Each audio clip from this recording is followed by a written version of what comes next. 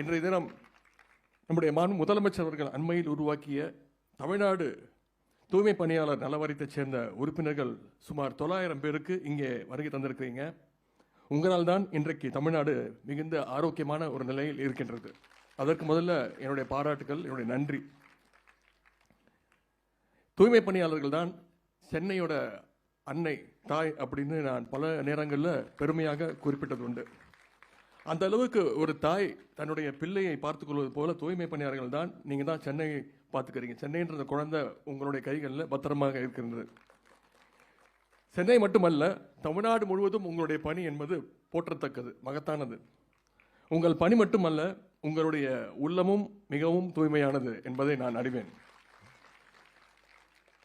இன்னும் சொல்லப்போனால் நீங்கள் செய்வது வெறும் தூய்மை பணி மட்டும் அல்ல, அது மனித குலத்திற்கு நீங்கள் செய்கின்ற ஒரு மாபெரும் தொண்டு. மனித கழிவுகளை மனிதர்களே அகற்றுகின்ற கொடுமை முற்றிலும் ஒழிக்கப்பட வேண்டும் என்பதுதான் நம்முடைய திராவிட மாடல் அரசினுடைய, நம்முடைய முதலமைச்சருடைய ஒரே லட்சியம். அதனால்தான் நம்முடைய முதலமைச்சர் அவர்கள் அண்ணல் அம்பேத்கருடைய நினைவு நாளான கடந்த டிசம்பர் 8ஆம் தேதி தூய்மை பணியாளர்களை தொழில் முனைவராக்கி அவங்களை உயர்த்த வேண்டும் என்ற அந்த உன்னத திட்டத்தை தொடங்கி வைத்தார்.